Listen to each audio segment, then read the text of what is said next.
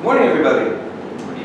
Welcome to Friday morning, first day of the weekend. No, sorry, last day before the weekend. Today we're going to have a fine discussion of biological pathways and networks. And I think that this is an area that most everybody at some point is going to want to use. How do we summarize the results of our experiments in a way that discusses the functions, the pathways that our cells make use of? I'm going to thank again Diplomix for working with us to make sure that this training can take place. And with that, we're going to move into biological pathways and networks. I would explain that the very first version of this talk was actually written probably a decade ago by my friend Bing Zheng. Over the time, the slides have drifted quite a lot from what we started with, but he still very much gave me the initial organization for this. So we're going to start by trying to explain some of these fundamental organizations that we use for biological pathway and network information. Specifically, we'll start with the term gene set. So we're going to try to explain how these relate to pathways, canonical pathways, how they relate to gene ontology, which is one of the most widely used systems for summarizing biological activities, and network modules. So for that, we're going to spend a little bit of time in graph theory in the last half of the talk. We're going to talk particularly about two different methods that are very frequently used for evaluating the enrichment of genes in a particular pathway or in a particular network environment. Those are overrepresentation analysis, and we'll use the example that's built into WebGestalt for that. WebGestalt is the software created by Bing Zheng's group. And we'll also talk about gene set enrichment analysis, or GSEA.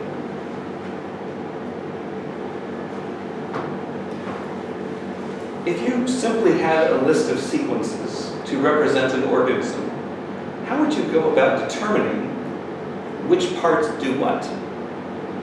It's rather complex, isn't it? Well, helpfully, some scientists have invested their entire careers in particular reactions or particular metabolic pathways and have given us the keys for unlocking those starting points. Those starting points in turn led us to other opportunities to learn about function along the way. So I would start by saying that we owe a big debt of gratitude to the people who worked in classical biochemistry. I'm sure that we all knowingly, lovingly remember Krebs cycle and so on. And we probably still have that memory tapped away somewhere in the back of our heads. No? Yes? Okay, so, well, those folks did a huge service to the future. And we remember those interactions and have been able to map them across all kinds of different species because of that initial work. Now, microarray correlations, the second little box on there, might seem a little bit more confusing. So I would talk about the concept of guilt by association. If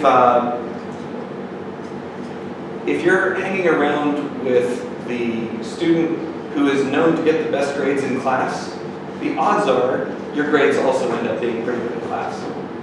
If you hang around with people who are continually shooting up drugs, people might begin to assume that you shoot up drugs, right?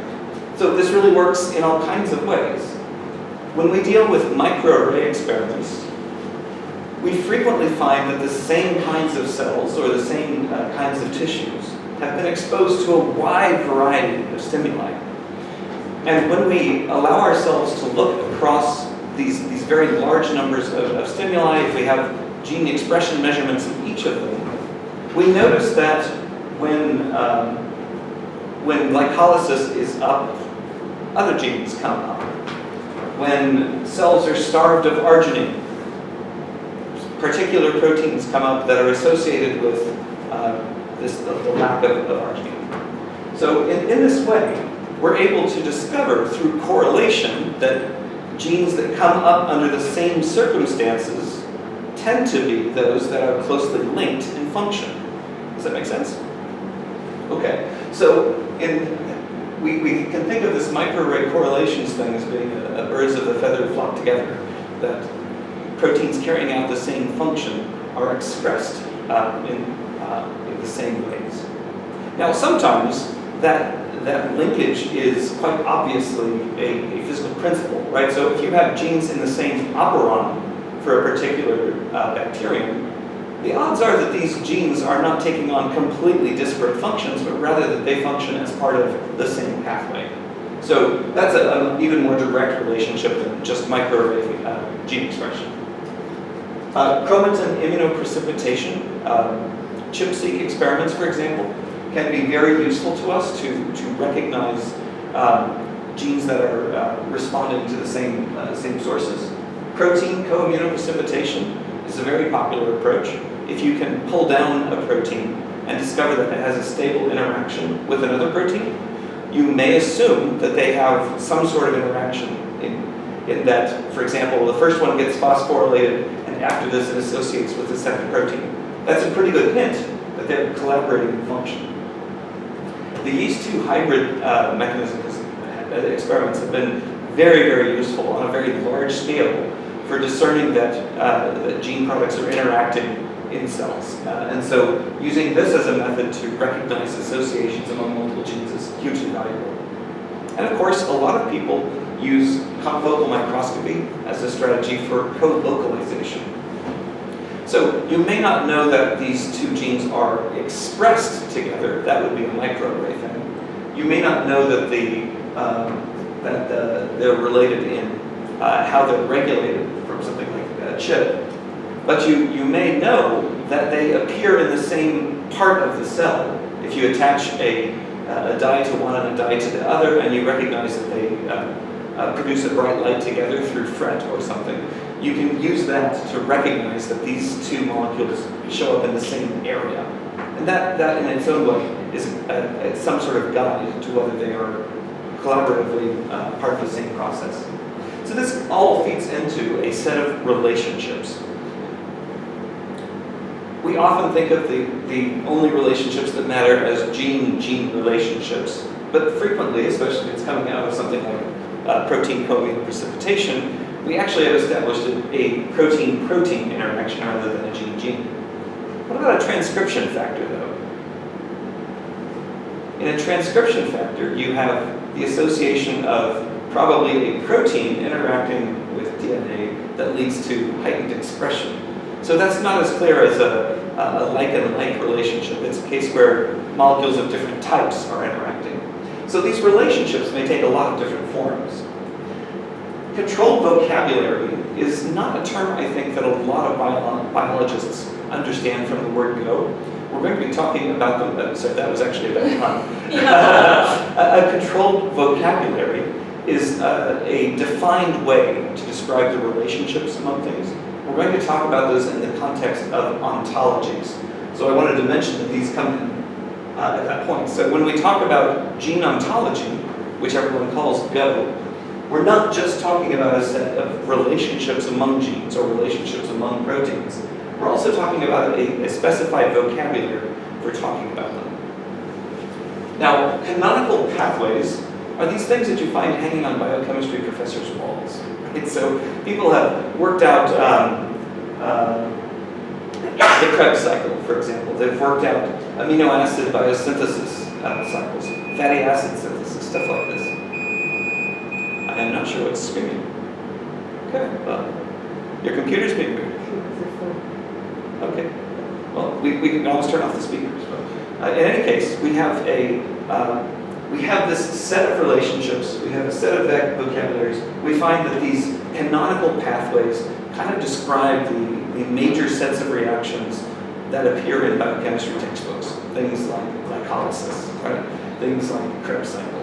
So canonical pathways are a very typical way to think about them. More recently, though, we've had a lot more emphasis on breaking out of this mold where this set of genes are all part of the module and all part of the pathway, and these are not, and these are, and these are not, and these are, right? It's like building a wall around a thing. It's not really the way we want to operate. So generally speaking, we see a shift towards a more graph-based representation of how biochemistry takes place, which is to say that we recognize that these two genes are involved in successive steps of the same biological activity. Thus, they have a greater relationship than things that are 2 or 3 times removed. Like this gene follows this gene, comes before this gene, which in turn precedes this gene, which finally gets us down to this final gene. So the relationship between the 1st and 4th genes in that context is less direct than those that directly follow each other. So from this, we see that a wide variety of strategies have come out. Overrepresentation analysis and gene set enrichment analysis are going to get the most of our time today. But questions like dimensionality reduction, how can we express the activities in a cell or a tissue in with relatively few factors, is not something we're going to emphasize as much.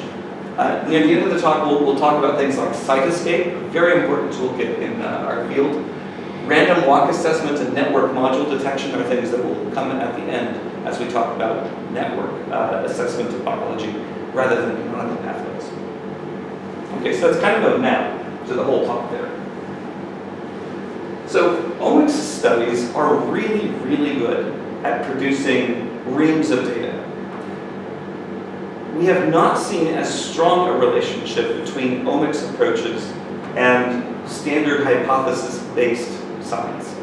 And this kind of disconnect has frequently led to a bit of a clash when people are having grants reviewed.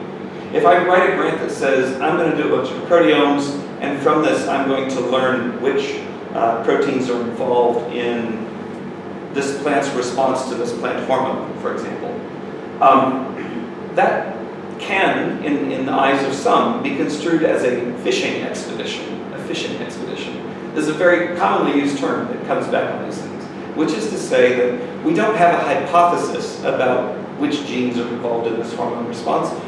We just want to go do a bunch of experiments, and back from that will come the answer of some likely candidates for that. So we think of omics technologies, genomics and proteomics and transcriptomics, as being hypothesis formulation experiments, not hypothesis confirmation or rejection experiments. So in a lot of ways, biological pathway information helps us to get away from the long list of information that comes back from a differential gene expression experiment or a proteomic differentiation experiment or even a genetic sequencing experiment. Maybe you sequenced a mother, a father, and a child in a case where you have a rare genetic disease. You've got thousands of possible mutations to look for. From them, you can hypothesize a few good candidates, right? So this is a place where we do a large-scale study, providing reams of information that let us find a few candidates for a particular activity. Omics needs biological pathway and network analysis to help us get to this kind of hypothesis, really. So we've already seen several of these. Gene expression we discussed on Wednesday.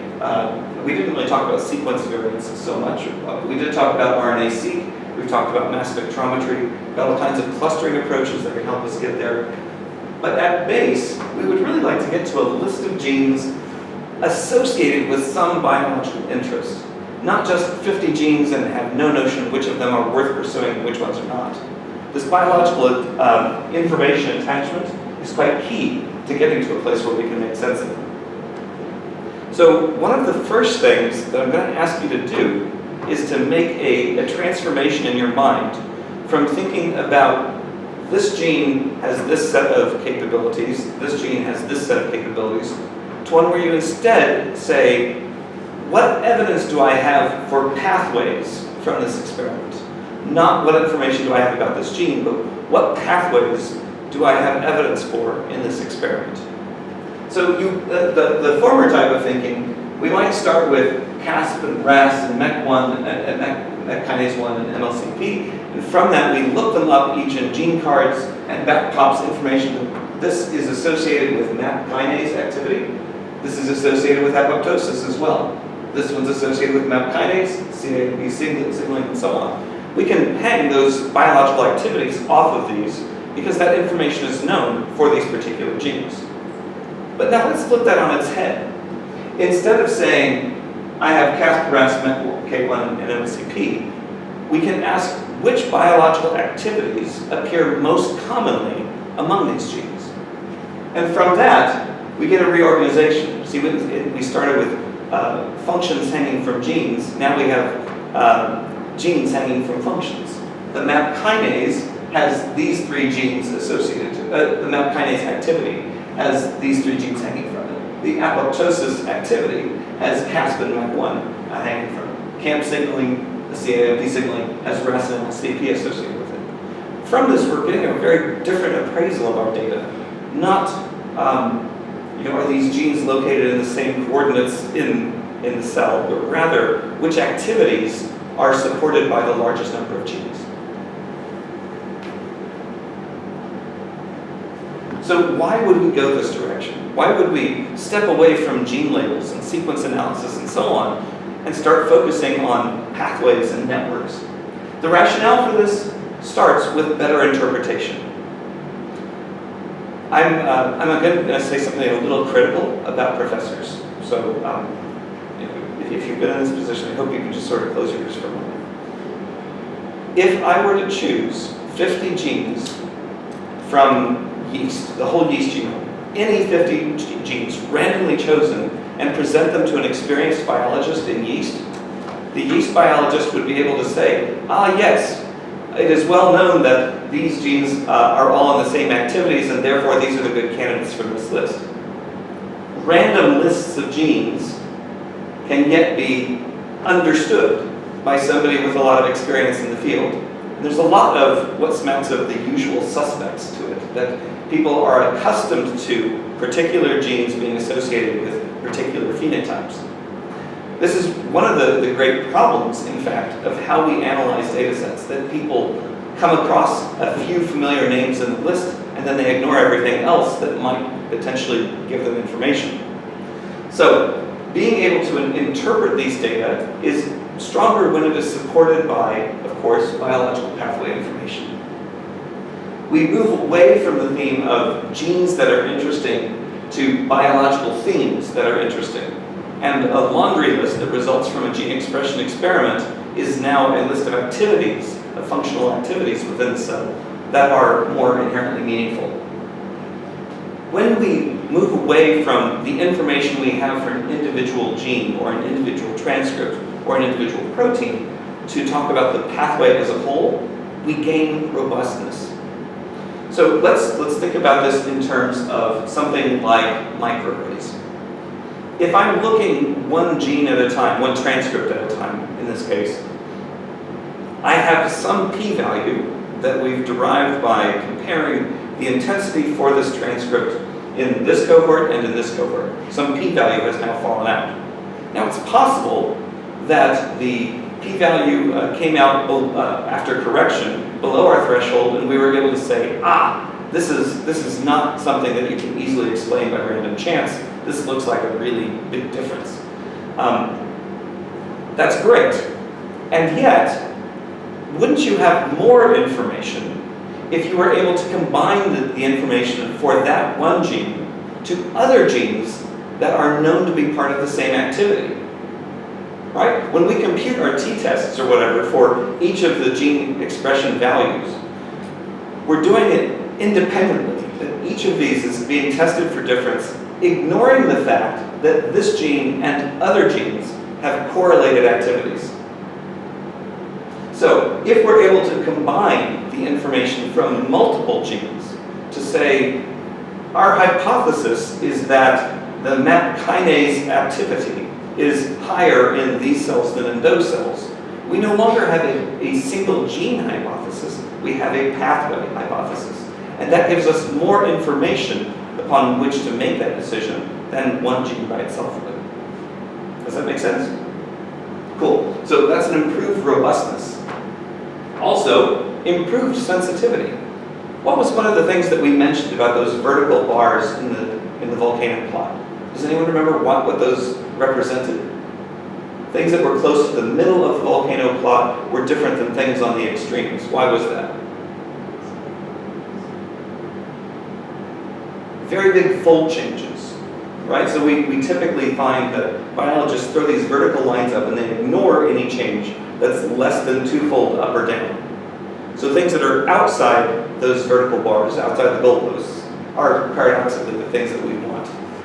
However, what if you were looking at 10 different genes that were all part of the same pathway, and all of them showed a 20 or 40% increase?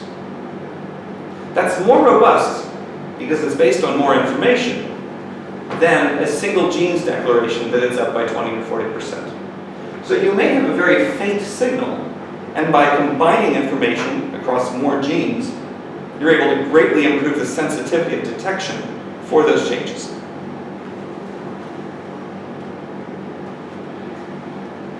Helpfully, there are a world of people working on databases to make it easy to get at biological pathway information. I've included just a small number here. This list used to be longer, but in fact I found that some of the URLs have gone dead in the meanwhile. So it's possible that in the 2 years since there have been new ones added that I haven't added to this slide, or that it may be that some of these have gone away too. So I would point then that you can use these, and it's all quite valuable. One of the things that a lot of people assume is that if I'm going to be doing pathway and network analysis, I'm going to have to buy expensive software. I'm going to have to get a copy of, say, Ingenuity Pathways. A lot of people do that. It's a great product, and it's pretty easy to use, too. But there are lots of these resources that are available for free. So I would definitely point you in the direction of some of these in hopes of making this type of research more accessible. I would just point out that if your lab were able to buy a copy of Ingenuity Pathways 10 years ago, and your lab is still using that version and you haven't updated it, you've missed an awful lot of updated information that's come out in the last 10 years. So in a way, the license fee to purchase this purchase license of the software stands as a barrier to your having the latest and greatest information that's out there. So it's always worthwhile to keep your ear to the ground and think about what's out there. Now, we have some challenges that come about because there are 1,000 people talking about pathways. One is limited coverage. Limited coverage. We have many, many genes. In humans, we have about 20,000, but we don't have 20,000 well-annotated genes. We may know that these transcripts are likely to come from them, but no one's done the deep analysis to make sure every one of the human genes has functional characterization. That will take an army of laboratories. So there are many genes that fall out of the analysis if we only consider which biological pathways are known to be associated with these genes. If a gene is missing functional annotation, it's now gone. Right? So that's a weakness of this. Next, inconsistency. If I show you a slide of a dozen different websites all talking about pathways, you can be sure that if I look up the same gene in different databases, they're going to have different categories of function that have been reported for them. That's a little disturbing and frustrating.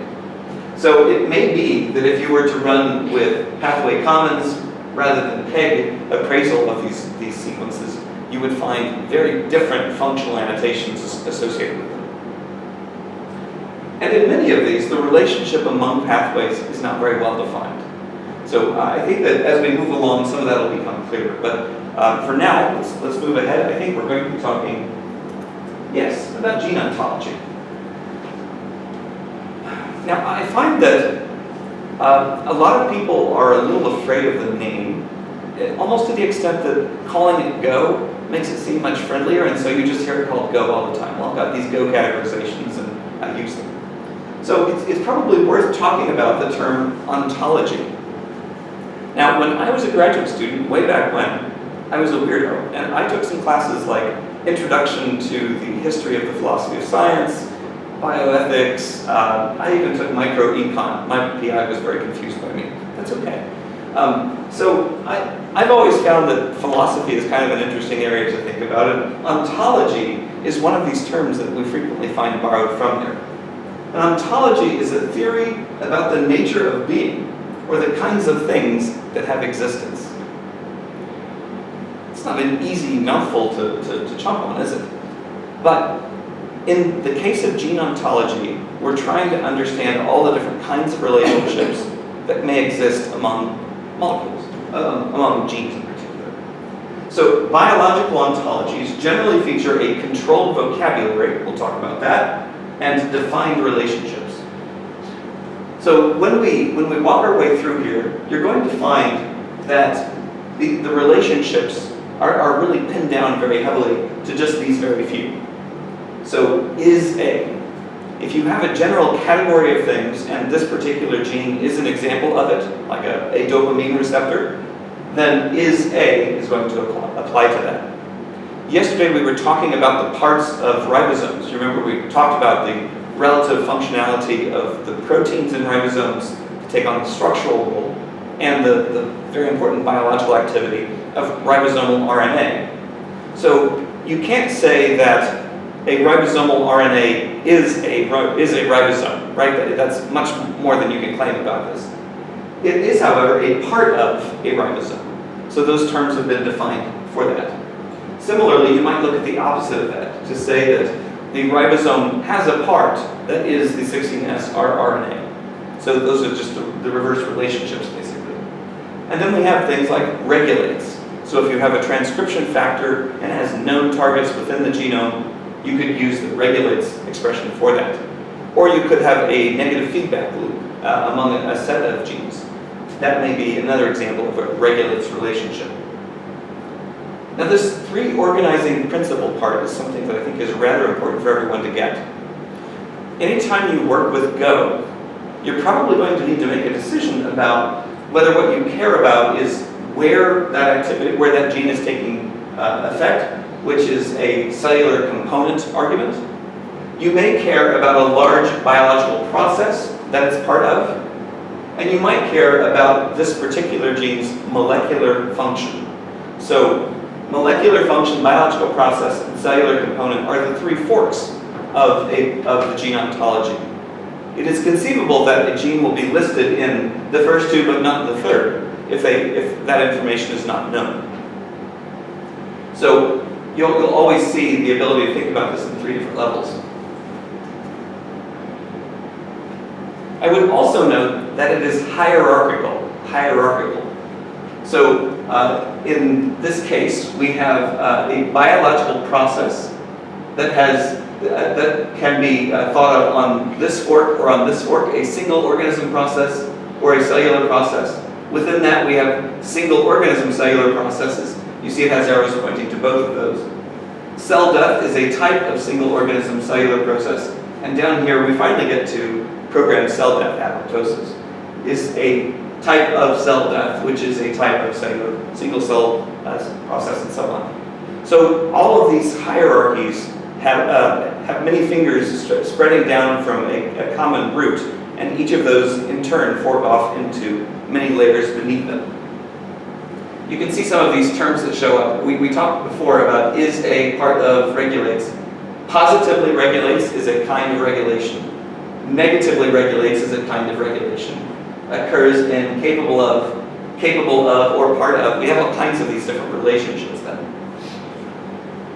So if we imagine that we are looking at the anchored component of the external side of the plasma membrane, we see that we have different layers within this structure, part of this hierarchical structure that helps us to relate this category of activity to all others known for cells. All right. So how would we go about adding new annotations to gene ontology? There are researchers who spend all of their time digging through new papers in a particular organism to add this kind of annotation to the database. So we find that some of these annotations are made electronically. Does everyone remember the difference between Swissprot and Tremble? Swissprot and Tremble? Those are the two halves, well, not two halves, the two parts of the UniProt database.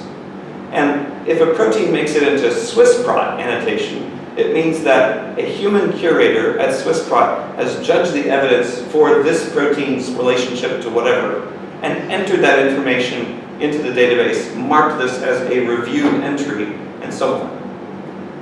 But most of the information we gain about annotation of individual proteins is actually handled by software. It's automatic annotation. In general, biologists place a greater credibility on human annotation, something that's passed a human's evaluation than they do on automatic annotation. So Gene Ontology also makes this distinction. Electronic annotations are noted differently than our manual annotations. So anytime an annotation is added, we don't just say, this is associated with apoptosis. We add a link to, for example, a peer-reviewed manuscript that demonstrated this gene is associated with apoptosis. So being able to say, why do we think this is associated with apoptosis is important. Indicate what evidence was found to support this gene ontology term. Was it, for example, through a gene-protein association? There are lots of different evidence codes that can come into play. So it might be that you just have software doing its thing, ISS, IDA, RCA, IGC. These are types of algorithmic annotations that are made. It might be that we have an author statement, something coming from peer review. Or it may simply be that we have types of experiments that have been carried out. Those have now been propagated into the gene ontology. We also have things like no data to say that this annotation was added in the past. We're not really sure why it's there. So sometimes that happens as well. Now, helpfully, we have a wide variety of ways to access Go. Certainly, you don't have to go buy expensive software in order to get Go access. AnyGo 2 is a service created by the gene ontology folks themselves, but they haven't been particularly proprietary about this. They haven't said you can only access Go annotation information if you use our software interface. Instead, they've supported people like the comprehensive R archive network. We've been talking about R all week, but I don't think we've really mentioned CRAN per se. But CRAN is kind of this organization of developers who keep R moving along and add new libraries to it. So the CRAN service, the CRAN community, particularly the bioconductor family, which is a hugely significant one in the space of bioinformatics, has created a user interface within R to do this information. So you can imagine if you have a data frame coming from your microarray that has a list of gene symbols for humans and some p-value associated with those, if you wanted to push those through gene ontology to get out another table that links together genes that are associated with the same codes, Bioconductor has already done all the work for you, basically. It's learning how to use those libraries that remains. And of course, the European Bioinformatics Institute has put together the Quick Go service to give you access to that as well. I'm showing a subset of organisms here. These are not the only ones for which gene ontology is effective, but these tend to be the ones that have the most annotation. So I think we all see the human one up here. I believe this is the split between curated and automatic annotations. So I believe that this is to say that these blue annotations for humans represent ones that have passed human muster, and these orange ones that stand to the side are those that were automatic in nature. Okay, I think everyone recognizes musculus. What about R. norvegicus? Anyone have that?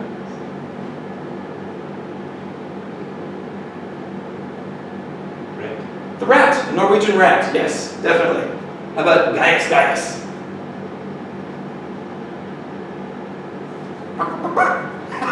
We've got some chickens here. But what do we notice about Gaius Gaius? Almost all automated annotation. Not a lot of people doing that lab work to make manual annotations here. So if this gene were associated with a particular activity in humans, we say, well, it probably does something like that in chickens as well.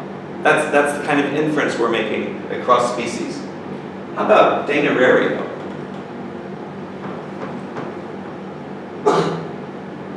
Danarario? Zebrafish. Sorry, zebrafish. I'm in South Africa. I'm still working on that. These zebrafish. D. melanogaster? Fruit fly, there it is. Okay. The Drosophila melanogaster. When I was an undergrad taking my genetics class that first year, I had the students in my dorm made a joke that I was the fruit fly pimp because I always had one buzzing around me. That's a terrible thing. So Drosophila melanogaster, we see there's been lots of manual annotations made, a fair number of automatic as well. And C. elegans? Nematode, yes. The smooth worms that we learned a whole lot about development from. Okay, so lots of organisms are covered here. Is your organism? I don't know. We can always go look at the Gene Ontology website and find out. So if we were to look across all these different species that are in here, I would note that some of these are better annotated, some of them are more poorly annotated. Some of them look poorly annotated only because they have a very small number of genes. So everyone sees E. coli here, right? E. coli doesn't have 20,000 genes, it has 4,400. So the number of annotations you're likely to see is going to drop quite a lot. I would note that E. coli shows up 3 times, C, F, and P. Does anyone know why that would be?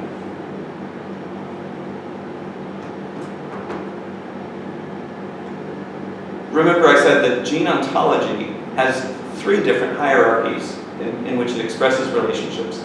Cellular component, molecular function, biological process. So P is process, F is function, C is cellular component. So you can ask, if I go the route of cellular component, am I going to have as much information to draw upon as if I use biological process? Okay.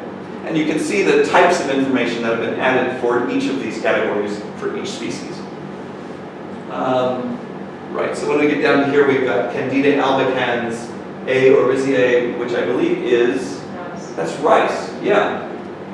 So A. thaliana, okay, you aside, does anyone know what that is? A. thaliana. The watercress. But Arabidopsis. I kept thinking I was about to say Drosophila. I'm like, we just talked about Drosophila. Yeah. So the Arabidopsis plant is one of the best studied plant model systems. So there's a world of different species for which we have a world of information, all stored in things like Gene Ontology. I actually don't think KEGG gets all of the interest that it really should. Go is really cool, and you can knock out a quick graph with Go in very little time. But in fact, KEGG has an awful lot of information to offer. So in this case, we are using a molecular network that we've pulled out for caffeine metabolism. Have we all had our tea or coffee yet? No coffee yet? How did this happen? All right, well, we'll get to the break soon. We'll get you guys covered.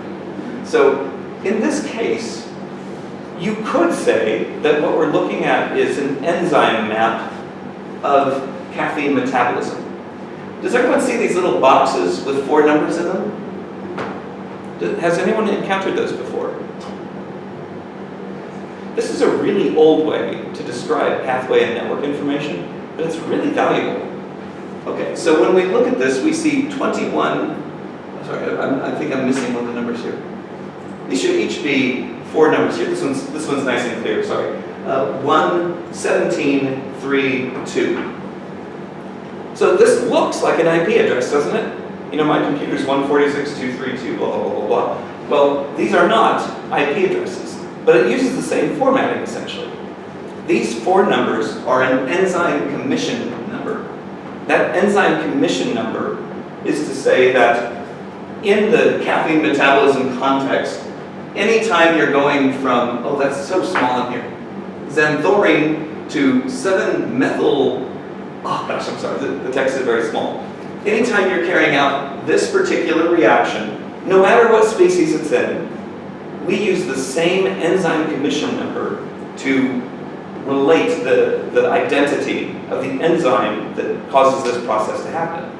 So if you're trying to recognize a relationship in a particular function that takes place in one species and in another species, the enzyme commission number is a very easy way to spot what ortholog is, what gene found in both species is carrying out this function. If they have the same enzyme commission number, that's a very strong bet that this particular reaction holds true in both species. So enzyme commission numbers are a way that we can evaluate the particular biological activities of enzymes among different species. We also note that if we're doing metabolomics, we will probably want to know what relationship exists among those metabolites.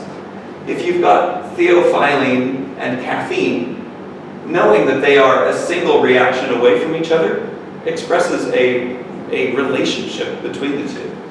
That measurements of theophylline and measurements of caffeine are likely to go hand in hand. 3-methylxanthine is one step away from theophylline. Again, these two are probably quite similar in activity, but 3-methylxanthine and caffeine are separated by another metabolite. So getting from one to the other requires the function of both of those enzymes. So finally, we find caffeine is up here. So this kind of biosynthetic pathway is hardly unique to caffeine. This is just one of about a bazillion maps that I've pulled from KEGG. This is the Kyoto, I realized I haven't spelled it out, I'm so sorry. The Kyoto Encyclopedia of Genes and Genomes has now been through lots of revisions. It's been a valuable resource for people since I was a grad student. So it's got a nice long life to it, and it's a very valuable way to keep track of a particular pathway and understand which transitions are happening along the way. Okay, so I've mentioned before that you don't have to buy commercial software, although it does make it, having user support, having a company standing behind the software is nice. It is possible, however, to do a lot of this biological pathway characterization through free software. Now, one that I must mention is WebGestalt. WebGestalt was created all the way back in time by the group under Jay Snoddy. His postdoc, Bing Zhang, has now become a full professor in his own right. And his team has devoted decades now to the creation of this WebGestalt framework. You can see that many different kinds of information can be used. It's able to make references into dbSNP, for example, to characterize gene sequence variations. It's able to work with protein IDs from things like UniProt or IPI. It's able to work with probe IDs taken directly from microarrays. So it knows an awful lot about the biotechnology we use for making this kind of information available. It is able to do this across at the time I made this figure, I borrowed this figure from the paper, 8 organisms. I believe that number's even higher now. So if you're working in anything like a model organism, you probably have a good hand to draw upon here.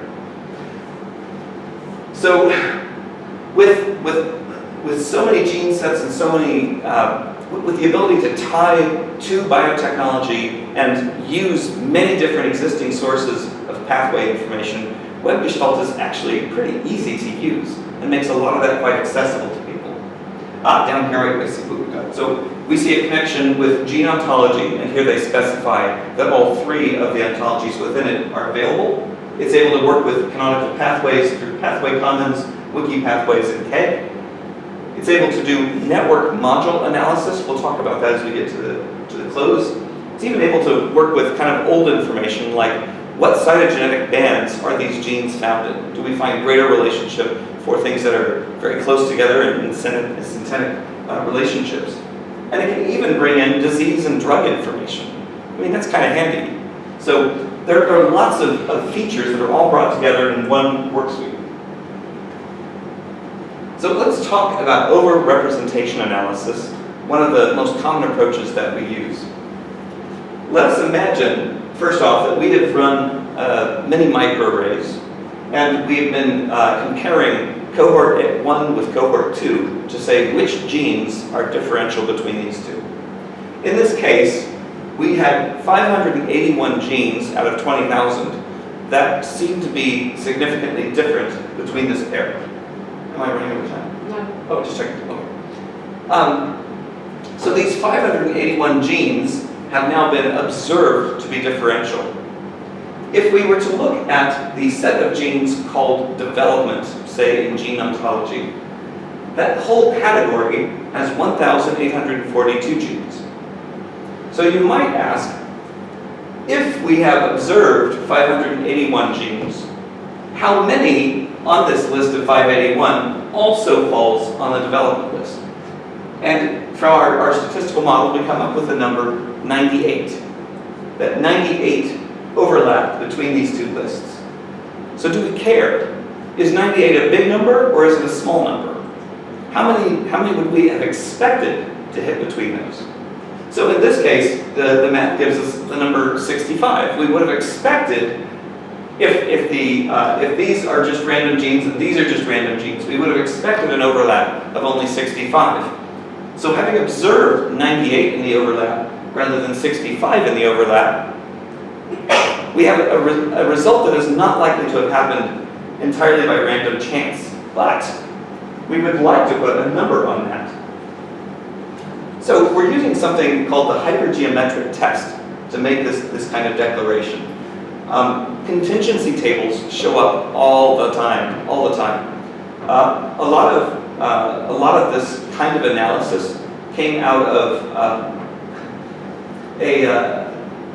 another one of the real winners of the biostatistics area, Fisher, R.A. Fisher.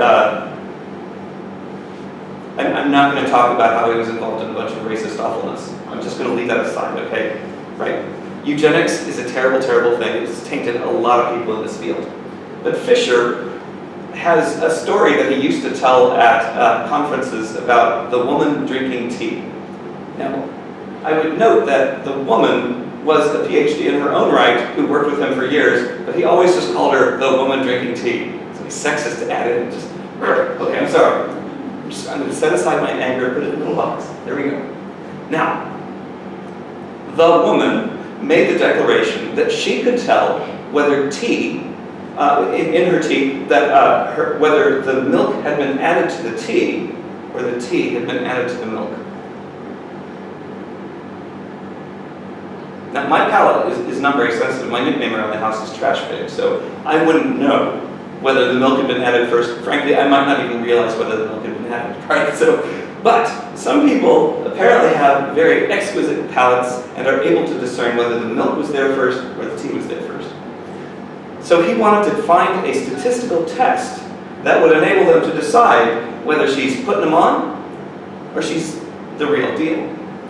So he asked, if I have 8 cups of tea, 4 of which I know to have the milk first, and 4 of which are known to have the tea first, how do we evaluate, based on her declarations of whether the tea was in first or the milk was put in first, how do we decide whether that match was likely to happen by random chance?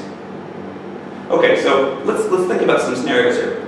She's now going to sample 8 cups of tea, and in each one she's going to make an up or down judgment. Milk first is tea first, one or the other. So a great scenario for her is if after these 8 cups of tea, well, first off after the bathroom break, she's going to have a perfect declaration. There were 4 of these 8 cups that had milk first. She's pointed them all out. That's pretty ironclad, right? I mean, that's a tough thing to do by random chance. But what if she gets 3? What if she gets 3 of the 4 milks right? Does that compromise our belief that her claim is real? So for that, contingency table analysis is really great. We have, in the world of the woman drinking tea example, terrible name for it, we have some number of cups of tea that truly did have the milk first and some that had the tea first. And she may have called each of those correctly, or she may have called some of them incorrectly. So we have milk in true, tea in first true. So those are the 2 rows. And judgment of milk in first true. And judgment of tea in first. And so you can make this table of 4 numbers that reflect the successes and failures of that. If milk was in first and she said milk was in first, that's a win. If tea was in first and she said tea was in first, that's a win. But in the other 2 scenarios, it's a fail. So from these values, we can compute a probability that by random chance, we would have made that many correct answers or better. That is a probability. So when we use the contingency table, using the hypergeometric distribution, we're able to pull out the probability that she would have made this many declarations correctly or more by random chance. That same test, whether you're drinking tea or working with coalitions between gene lists, works out to exactly the same math. So in this case, the WebGestalt software is able to give us back a probability to say how likely this many genes would hit that development pathway by random chance or more. And that is, that's the basis of the overrepresentation analysis. Is this biological pathway hitting more genes than we would have expected to have taken place by random chance? Okay, so in the case of doing an example like this, you can just go to webgestalt.org and run this example yourself because the tutorial is right there for you. In this case, we have a whole series of Go terms that have been shown to be enriched here, which is to say the probability that by random chance we would have hit this many genes in that pathway was vanishingly small. Now I note there are many more than 100 pathway categories that we could possibly hit. So that's kind of problematic. What happens when we compute a p-value for lots and lots of pathways? From Wednesday, your answer should be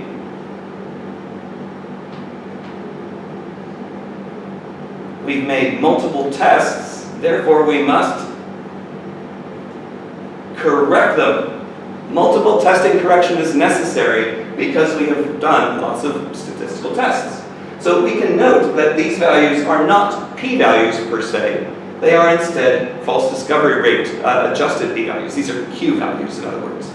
So when we see these enrichment ratios, we're focusing on those that have false discovery rates of below 0.05, which means if it pops back 20 categories, we should not assume all 20 of those are real. We would assume that one in those 20 is bogus and not be sure which one it was. Okay, so we see that the gene set itself contained 305 genes. There were 446 of the mapped inputs. They collided at 35 genes. That is very unlikely to have happened by random chance. And so peptidyl serine modification comes right up to the top. Now the next category that's also shown in this example to have a very significant overlap was peptidyl tyrosine modification. If the first one is peptidyl serine modification and the next one is tyrosine modification, do we think that these categories are completely independent of each other? They are not. We expect there to be a fair amount of overlap. In fact, there may be many genes that appear in common between these two categories. So anytime you're looking at data like these, you've got to remember that these pathways may be very strongly correlated to each other.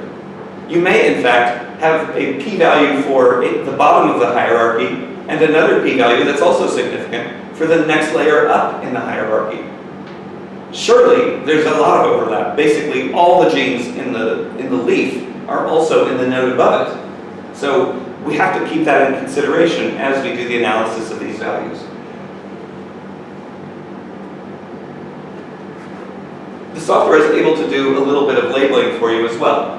So if the software claims that the TGF-beta signaling pathway is a significant hit, that it had a much larger number of differential genes attached to it than we would have expected, we can then color where those genes appear within the KEGG map. So this is a KEGG visualization, not Go per se. But we can see that several of these genes have been marked in blue.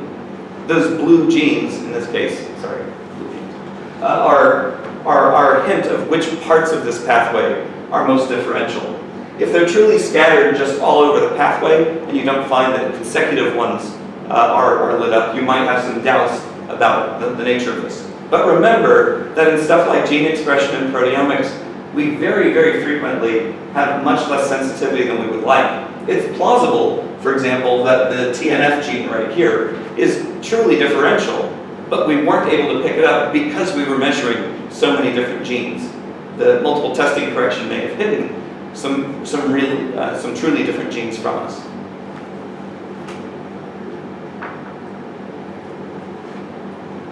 All right. Right, now I mentioned a moment ago that you may have cases in which multiple boxes within Go, for example, are part of a hierarchy.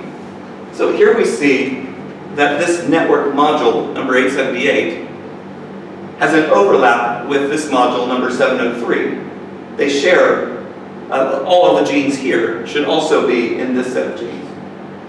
So if you find a p-value that is significant for the leaf, the next box up is also quite likely to be to have a significant overlap in the genes for these two boxes. So hitting this one almost always hits that one as well, in other words.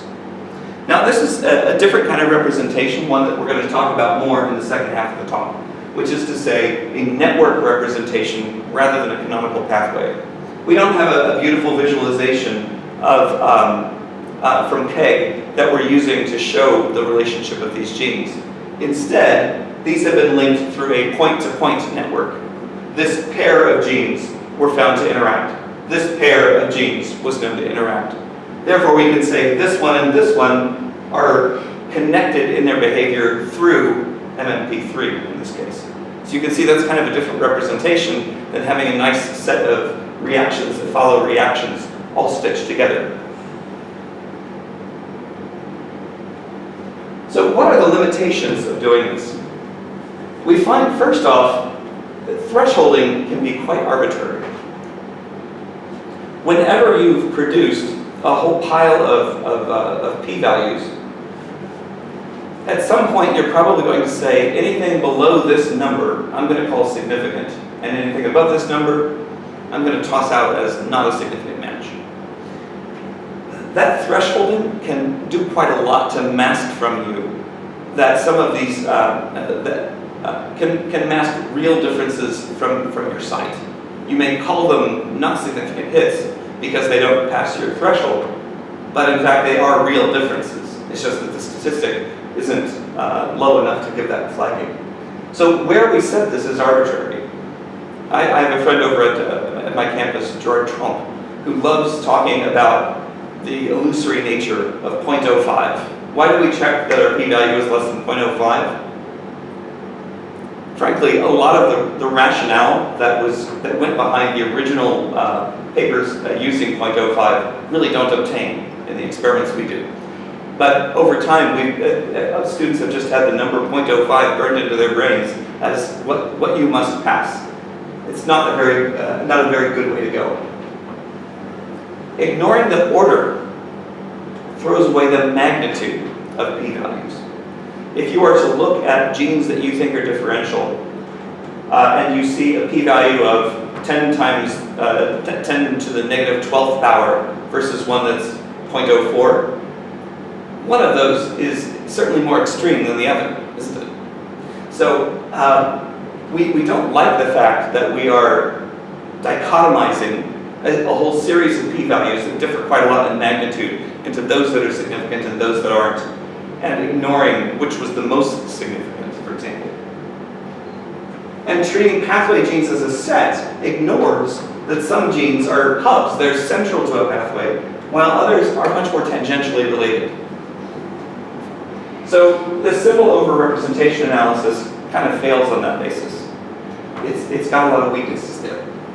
So Jill Mesirov put together this software called Set Enrichment Analysis, and it's become a really huge hit, particularly in the area of gene expression microarrays, but it's quite valuable in a lot of contexts. So Set Enrichment Analysis is an approach that attempts to overcome those problems.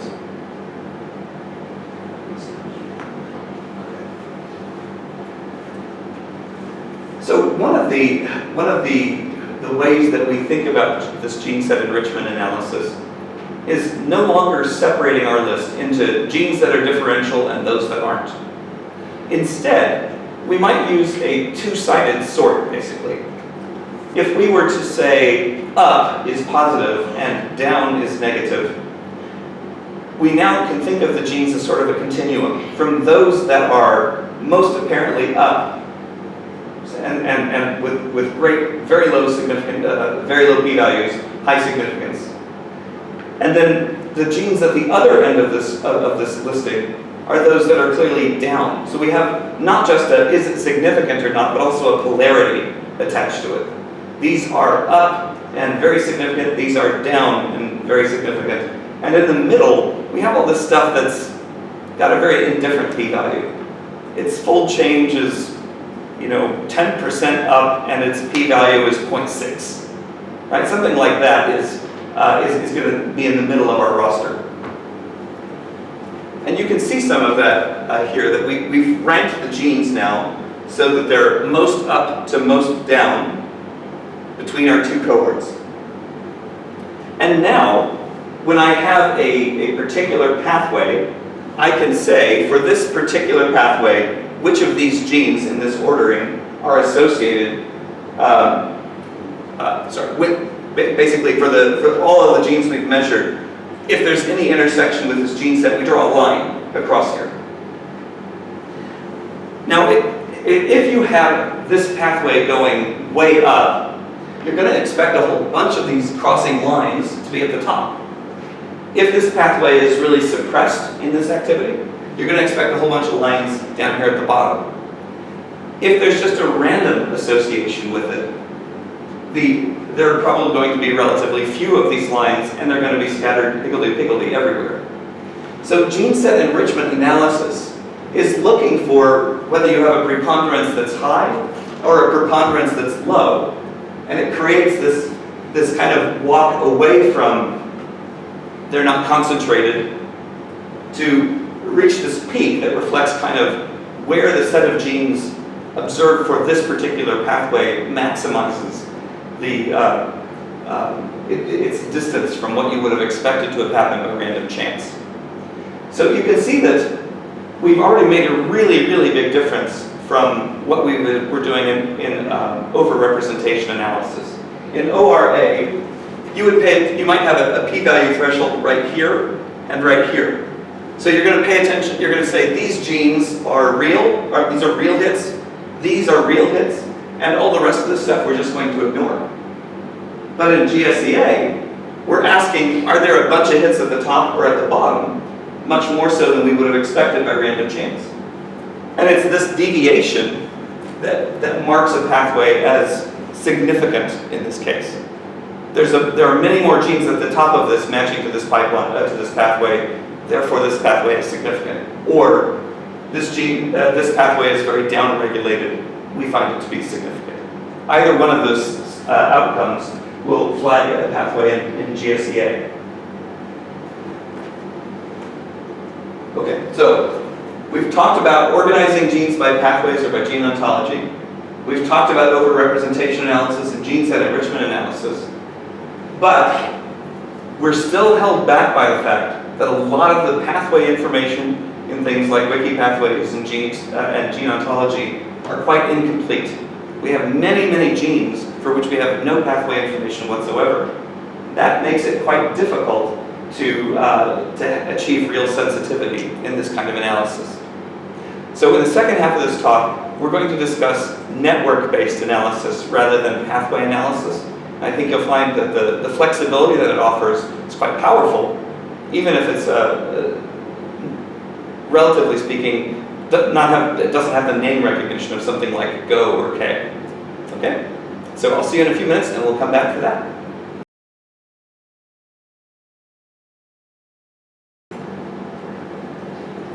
Okay, I think a lot of people have probably grown accustomed at this point to thinking of a biological pathway as being a whole set of genes, right? It's an enumerated list. We know that these 10 are involved in this pathway and anything else is not.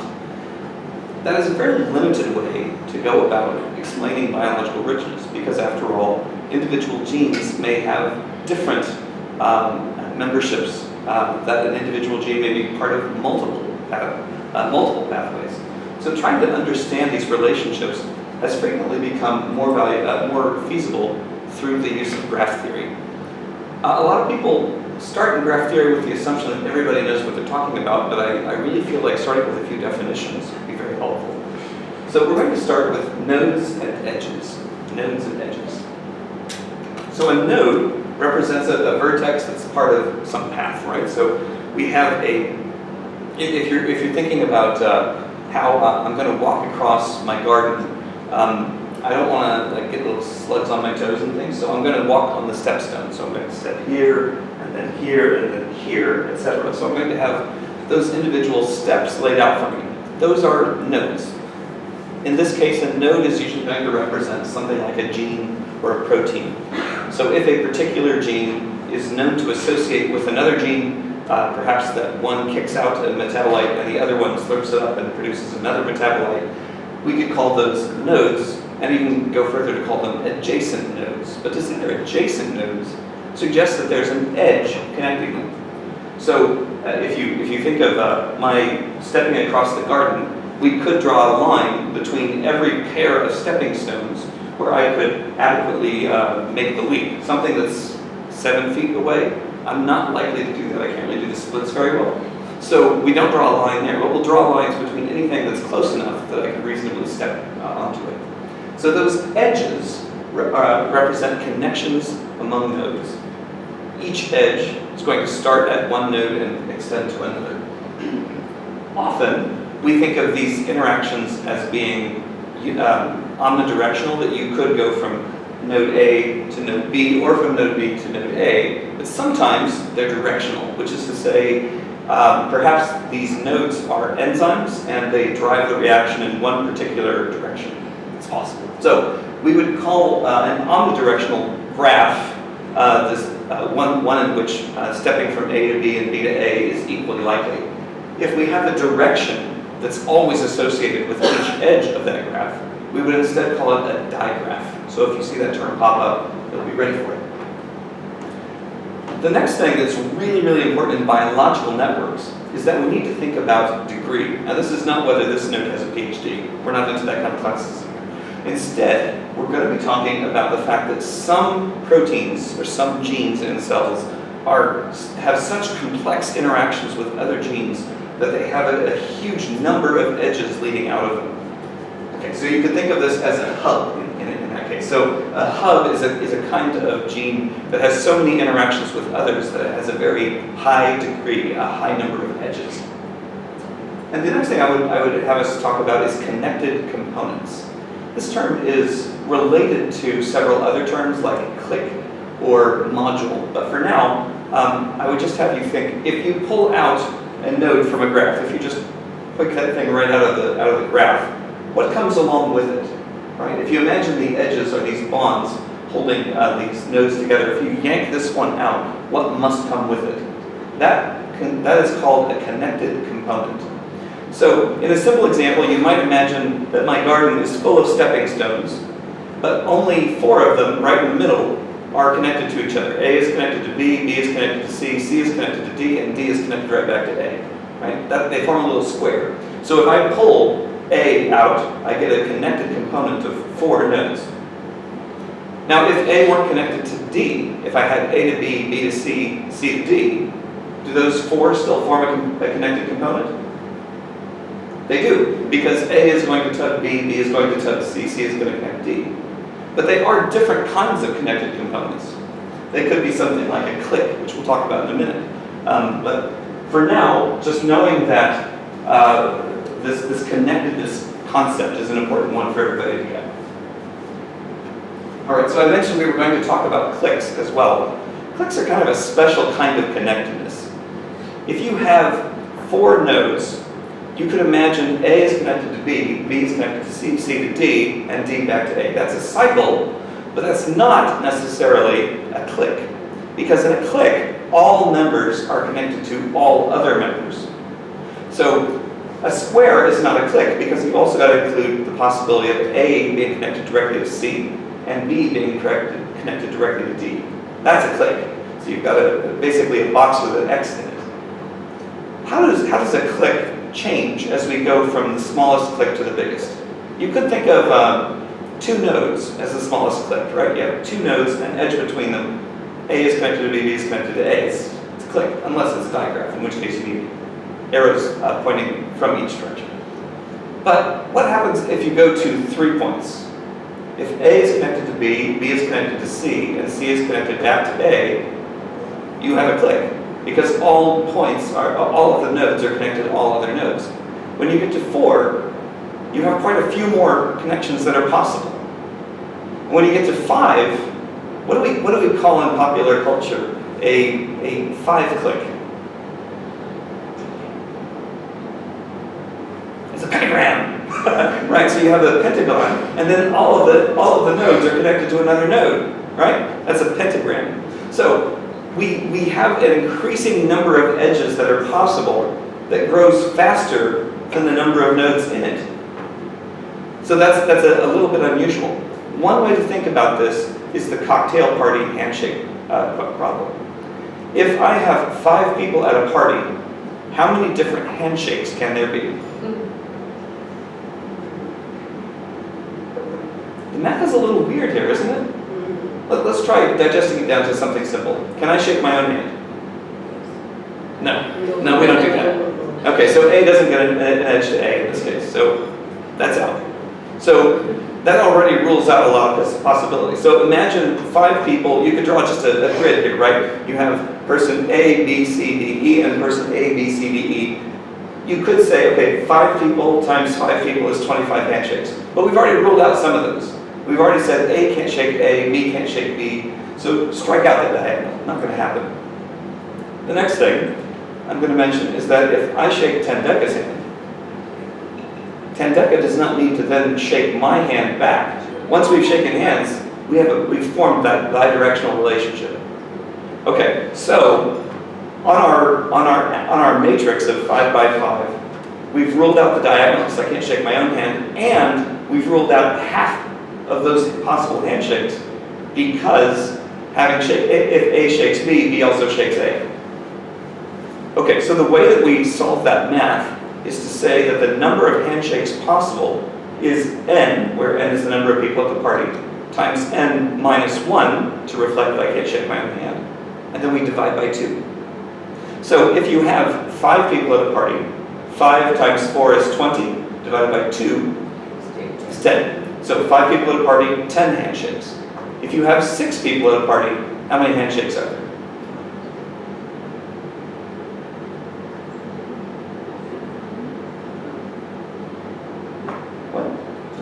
What? 12? 6 is our n number. 6 minus 1 is 5. 6 times 5 is 30. Divided by 2 is? 15. 15 handshakes. So you can see that as the number of genes grows, the number of connections required to make them a click grows really, really fast. Really fast. Okay, so a module is kind of making a statistical statement. Now a click is like the strongest kind of module. But if you want to understand modules in biology, you should understand sets of nodes, each representing a gene or a protein, that are more strongly connected among the set than outside it. So imagine that you have a click of 4 items all connected to each other, and they have this little tail of one-offs going away from that. So A, B, C, and D are all strongly connected, and then E, and then F, and then G lead off in a train away from that. We tend to think of the module as the clicky part and ignore these the more extraneous tail growing on it. Now, a path length is very frequently an important concept when we're doing this sort of network-based biology. If you have node A and node B and they're directly connected, that's the shortest possible length. They have a distance of 1 edge. But if A is connected to B, is connected to C, is connected to D, is connected to F, is connected to G, then finally it's connected to node B. I didn't mean to include it earlier, if I did, I'm sorry. That's got a long distance associated with it because each of those jumps is required to get there. So I'm flying to San Diego in a couple months. How many edges is it in airports for me to get from here to San Diego? I'll just tell you, I'm going to fly to Johannesburg, then I'm going to fly to JFK in New York, then I'm going to fly from New York to Kansas City, and then I'm going to fly from, where is Kansas City? That's where I'm from. The middle of the country. And then I'm going to fly from Kansas City to San Diego. So 1 link to Johannesburg, 2 links to JFK, 3 links to Kansas City, 4 links to San Diego. That is not the worst flight exchange I've ever had to do in one stretch. I once flew to Nashville from Durban in 2014, and I had a flight delay. It was very bad. Okay, so the path length can be understood in that context, but I want you to understand that in gene networks, when we have these relationships among sets of genes, the path length is often used as a proxy for how related are these genes in function. If things are 7 hops apart, we don't think they're very related at all. But if they're 2, yeah, they probably have quite a lot to do with each other. And we mentioned sometimes we have nodes that are very high in degree, which is to say they have lots of edges leading into them. That is something that we call a hub. And a hub has this feature called betweenness. Betweenness. It's kind of an odd name, but to say that a hub sits between these 2 genes that interact via that hub, I want you to be aware of that term, betweenness. Biological networks do not always contain the same kinds of things. So, in a protein-protein interaction network, you might have done co-immunoprecipitation. You pulled down protein A, and you noticed that protein B came along for the ride. That's a homogeneous network, that a protein was used as a bait, and along with it came this prey. That is a protein-protein interaction network. Sometimes you have signaling networks, right? You might have a tyrosine phosphorylation on this protein causes it to phosphorylate something else. It in turn phosphorylates 2 other things, and now you have the signaling transduction. That's often a protein network. But remember that the existence of the protein itself is not enough because you need to have a phosphorylation to activate that network. Gene regulatory networks are often built around things like microarrays and how much of a transcript is there, but you might instead be thinking about transcription factors. This gene upregulates such and such when it is itself regulated. You might have things like microRNAs. A microRNA, if it's present, is going to do a lot to abolish the effect of having transcribed a gene. In a metabolic network, you might be thinking about something like a KEGG pathway, but instead of focusing on the enzymes that are there, you're thinking about the interaction of individual metabolites in that network. Co-expression networks, these are the cases where we've talked about the correlation of different gene expression experiments.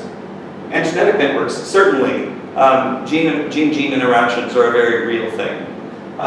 Especially if you're talking about something like an enhancer, for example, that may affect multiple genes around it. When we look at biological networks, we want to keep 3 principles in mind all the time. One of them is that biological networks are scale-free. If I have a DNA gun and I blast it at somebody, and with that I disable some gene in that person, is that gun deadly on first use? Am I going to just kill somebody if I randomly take away one of their genes? Generally not. Our bodies do contain many genes that are embryonic lethal, for example, or are required for life in general.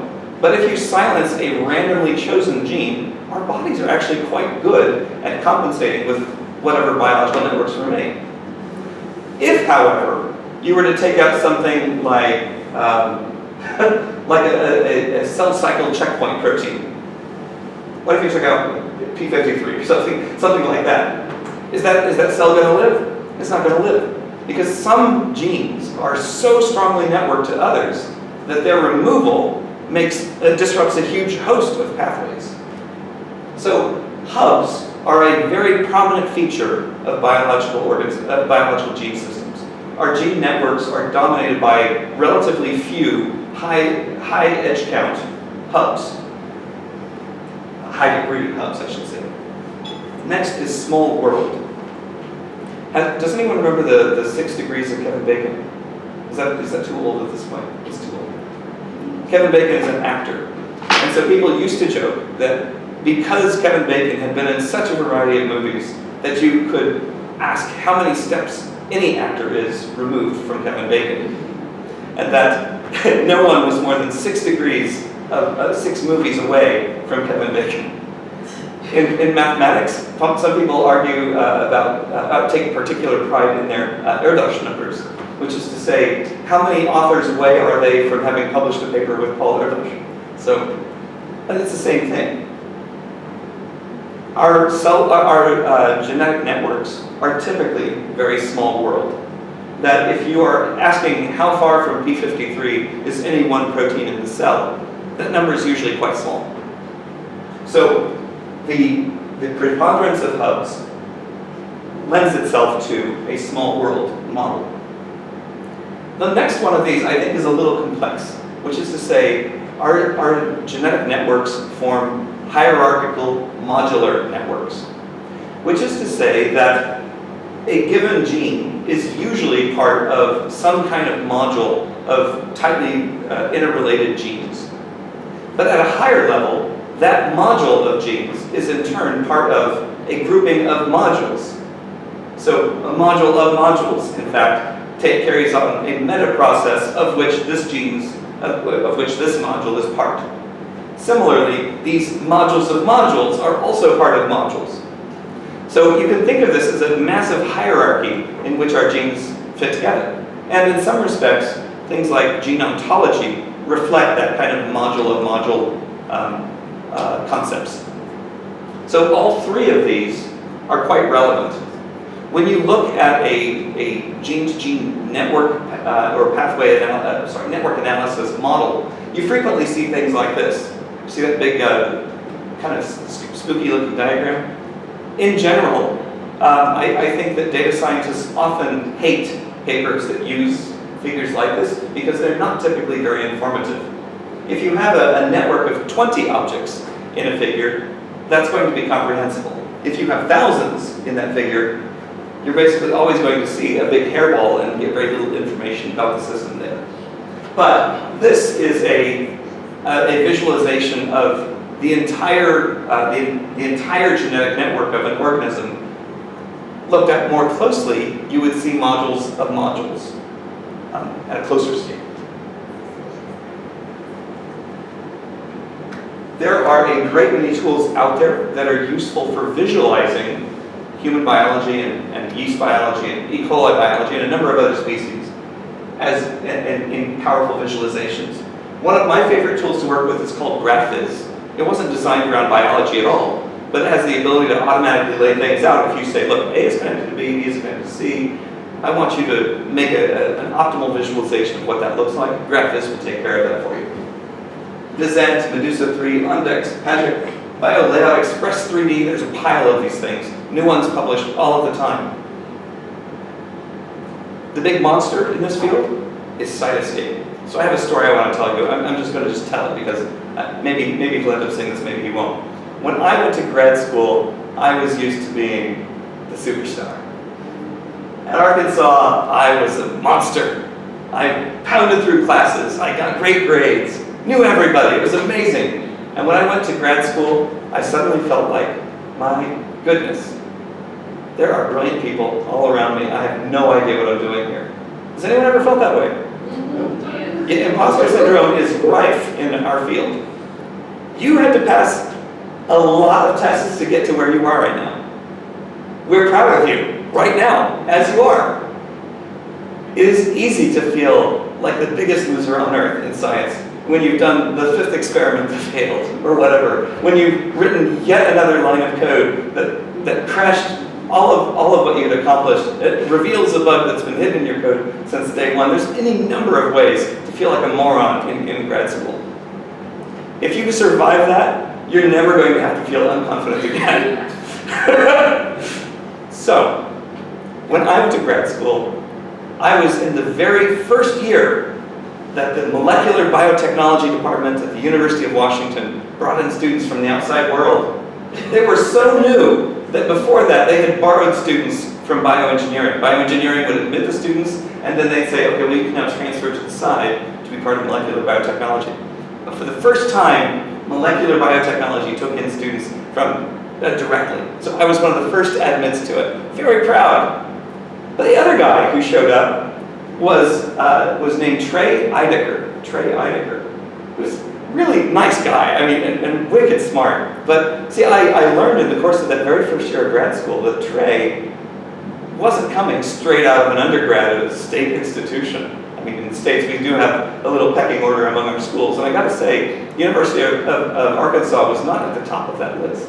Right? It wasn't Harvard, was it? No, it's not Harvard. So Trey had come from MIT. He already had his master's degree, in fact, in engineering. And now he was deigning to make his shift over to molecular biotechnology. The thing is, Trey knew what he was talking about. We'd be in the same classes, and his answers would be like spot on. He'd have read the papers very carefully and thought about them and decided he liked this paper better than that and bring it in as a point of reference. Oh my gosh, I felt inadequate. Bad inadequate. So Trey finished his PhD in, I think, 4 years. I took 7 to finish my PhD. Trey then goes off to become an assistant professor at the University of California, San Diego, where he launches Cytoscape, the most important software tool in all of network biology. Over time, I've gotten over it. But I gotta say, Trey was an all-star from the word go. And his Cytoscape software is important and amazing. But I hope you realize that if I can come to love my work and feel that I'm a success, you can too.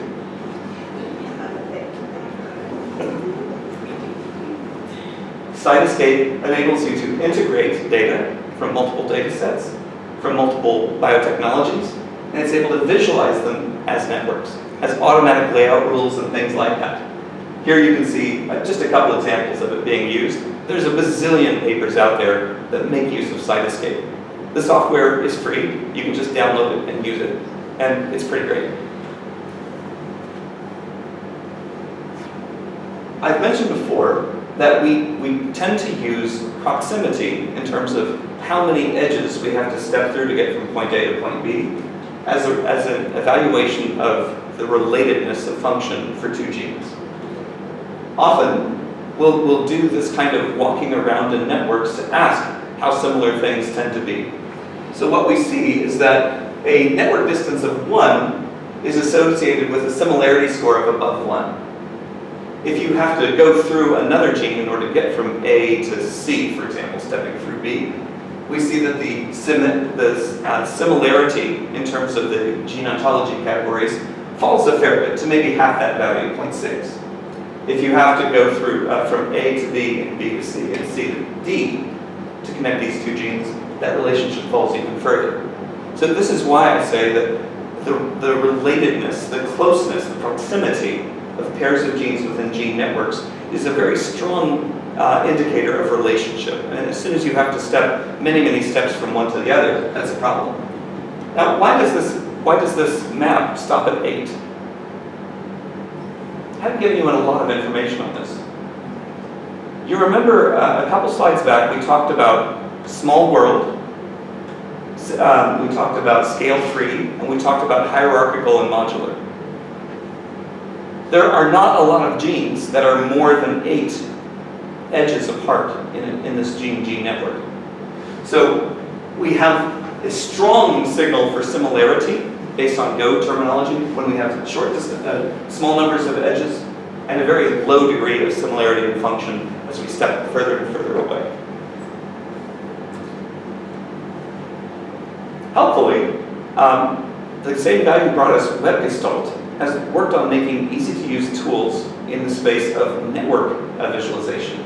So NetGestalt makes use of this approach to separate out these data and to separate out modules, hierarchical modules, into smaller and smaller subdivisions.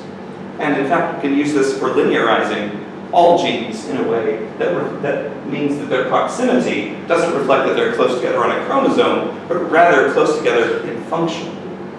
So in their world, they can within the NetGestalt software, if you're working in human genetics, you can think of all 20,000 genes as fitting across a single line with their relatedness in function relating to their position. And now, when you have microarray data, for example, you can visualize the original microarray intensity values alongside t-test p-values. Now remember, we said in Gene Set Enrichment Analysis, we wanted to separate things that were definitely up from things that were definitely down, and in the middle we have this no man's land of genes that are not clearly differential one way or the other. These bars represent the same thing. So if you see a number that's pointing down, or see a line that's pointing, that's drawing a dipping down, is to say this is down-regulated. If it rises above that line, it's up-regulated. So you can visualize the related genes, because they're close together, by zooming in on this subsection, and see if you see a bunch of lines pointing up or a bunch of lines pointing down, to visualize this information all very, very compactly. And you can do it with multiple kinds of data analysis. You can incorporate microarray data or RNA-seq data alongside proteomics data and have them all mapped to the same gene symbols. Very, very powerful. A little harder to use, but it's gotten better. Building your assessment on pathways or networks rather than on individual genes and individual proteins will have two key effects. You should be able to interpret your data in a biological context much more solidly. Next, you'll be able to incorporate more data within each statistical test, which gives you a better ability to drive that p-value very, very low. Biological pathways are built on a categorical basis to say that this is the subset that represents amino acid metabolism, but biological networks borrow from graph theory to create this kind of point-to-point network.